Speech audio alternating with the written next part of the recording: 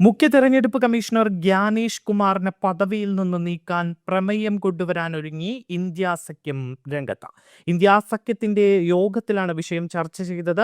തൃണമൂൽ കോൺഗ്രസ് നേതാവ് ശതാബ്ദി റോയിയാണ് ഈ വിഷയം ഉന്നയിച്ചത്. തൃണമൂലിന്റെ നിർദ്ദേശത്തെ കോൺഗ്രസും സമാജ്വാദി പാർട്ടിയും പിന്തുണച്ചു എന്നാണ് അറിയാൻ കഴിയുന്നത്. SIRൽ വ്യാപക ക്രമക്കേട് ആരോപിച്ചാണ് നീക്കം. ബീഹാറിലും ബംഗാളിലും ലക്ഷക്കണക്കിന് വോട്ടർമാരെ പട്ടികയിൽ നിന്ന് ഒഴിവാക്കിയതായി പ്രതിപക്ഷം ആരോപിച്ചു. ലോക്സഭ സ്പീക്കർ ഓം ബിർളയെ പുറത്താക്കണമെന്നാവശ്യപ്പെട്ട പ്രതിപക്ഷം പ്രമേയം അവതരിപ്പിക്കാനുള്ള നീക്കം നടത്തി. അതേസമയം തന്നെ ഗ്യാനേഷ് കുമാറിനെയും ഇംപീച്ച് ചെയ്യണമെന്നാവശ്യപ്പെട്ട പ്രമേയം അവതരിപ്പിക്കാനാണ് ഇപ്പോൾ പ്രതിപക്ഷം തീരുമാനിച്ചിരിക്കുന്നത്.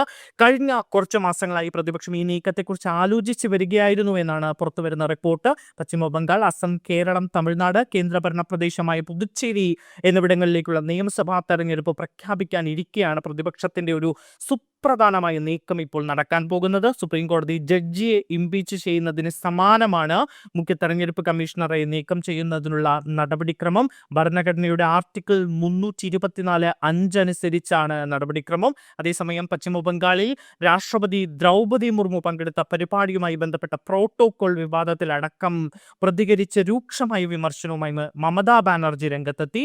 നിയമസഭാ തെരഞ്ഞെടുപ്പിന് മുന്നോടിയായി സംസ്ഥാനത്തിൽ ലക്ഷ്യമിടുകയാണ് എന്നും രാഷ്ട്രപതിയുടെ പരിപാടിയിൽ പ്രോട്ടോകോൾ ലംഘനം ഉണ്ടായിട്ടില്ല എന്നുമാണ് മമത പറഞ്ഞത്.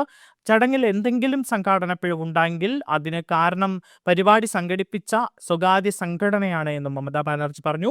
ശനിയാഴ്ച പശ്ചിമ ബംഗാളിൽ നടന്ന രാഷ്ട്രപതിയുടെ പരിപാടിയിൽ പ്രോട്ടോകോൾ ലംഘനം ഉണ്ടായിട്ടില്ല. പരിപാടിയിൽ എന്തെങ്കിലും കെടുകാര്യസ്ഥത ഉണ്ടായിട്ടുണ്ട് എങ്കിൽ അതിന്റെ ഉത്തരവാദിത്തം സംഘാടകർക്കും എയർപോർട്ട് അതോറിറ്റിക്കുമാണ്.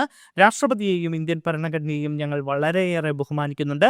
അതിനെ ഞങ്ങൾ അമ്മയായാണ് കണക്കാക്കുന്നത്. ഇതിൽ ഞങ്ങളെ കുറ്റപ്പെടുത്തരുത് എന്നാണ് മമതയുടെ പ്രതികരണം.